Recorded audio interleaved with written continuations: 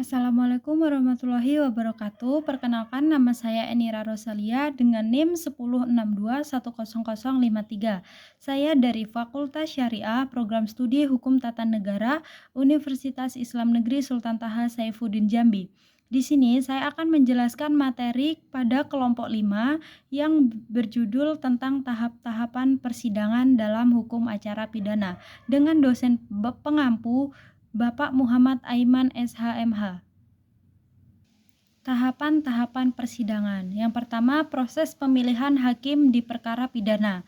Penunjukan hakim atau majelis hakim dilakukan oleh Ketua Pengadilan Negeri setelah panitra mencatatnya di dalam buku register perkara, seterusnya diserahkan kepada Ketua Pengadilan Negeri untuk menetapkan hakim majelis yang menyidangkan perkara tersebut. Yang kedua, Ketua Pengadilan Negeri dapat mendelegasikan pembagian perkara kepada wakil ketua terutama pada pengadilan negeri yang jumlah perkaranya itu banyak. Yang ketiga, pembagian perkara kepada majelis atau hakim secara merata dan terhadap perkara yang menarik perhatian masyarakat, Ketua Majelis Pengadilan Negeri sendiri atau majelis khusus.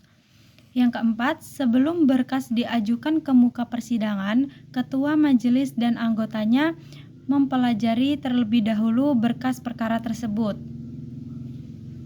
Yang kelima, sebelum perkara disidangkan, majelis terlebih dahulu mempelajari berkas perkara untuk mengetahui apakah surat dakwaan telah memenuhi syarat formil dan material.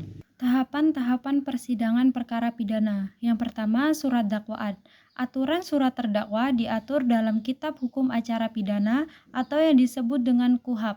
Surat dakwaan adalah dasar pemeriksaan dalam hukum perkara pidana di pengadilan, sekaligus membatasi ruang lingkup pemeriksaan suatu perkara yang disusun atau dibuat oleh jaksa penuntut umum. Yang kedua, ada eksepsi. Eksepsi merupakan sebuah tangkisan, keberatan atau sanggahan yang disampaikan oleh tergugat. Yang ketiga, ada saksi di persidangan. Hakim dalam menetapkan hari sidang memerintahkan kepada penuntut umum supaya memanggil terdakwa dan saksi untuk datang di sidang pengadilan. Yang keempat, surat tuntutan.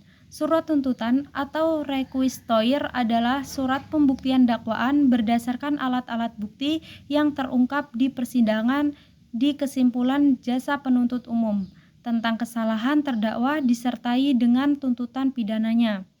Yang kelima, ada pledoi, replik, dan duplik.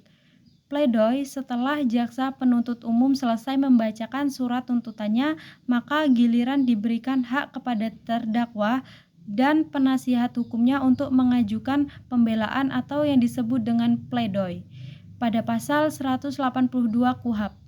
Replik, dalam menyusun jawaban atau pembelaan replik dari terdakwa atau penasihat hukumnya, jaksa penuntut umum harus mampu mengantisipasi arah dan wujud serta materi pokok dari pembelaan terdakwa dan penasihat hukumnya dalam replik tersebut. Yang terakhir ada duplik. Setelah jaksa penuntut umum mengajukan replik di persidangan, maka selanjutnya giliran terdakwa atau penasihat hukumnya untuk menanggapi replik dari jaksa penuntut umum tersebut. Yang ketujuh, putusan. Putusan hakim adalah hasil musyawarah yang bertitik tolak dari suatu dakwaan dengan segala sesuatu yang terbukti dalam pemeriksaan di sidang pengadilan.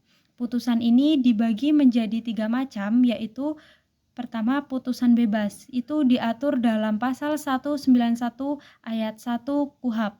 Kedua, putusan lepas diatur dalam 191 ayat 2 KUHAP. Yang terakhir, putusan pemindaan dalam pasal 193 ayat 1 KUHAP. Baik, sekian penjelasan materi dari saya. Kurang lebihnya saya mohon maaf. Saya akhiri. Wabillahi taufik walhidayah. Wassalamualaikum warahmatullahi wabarakatuh.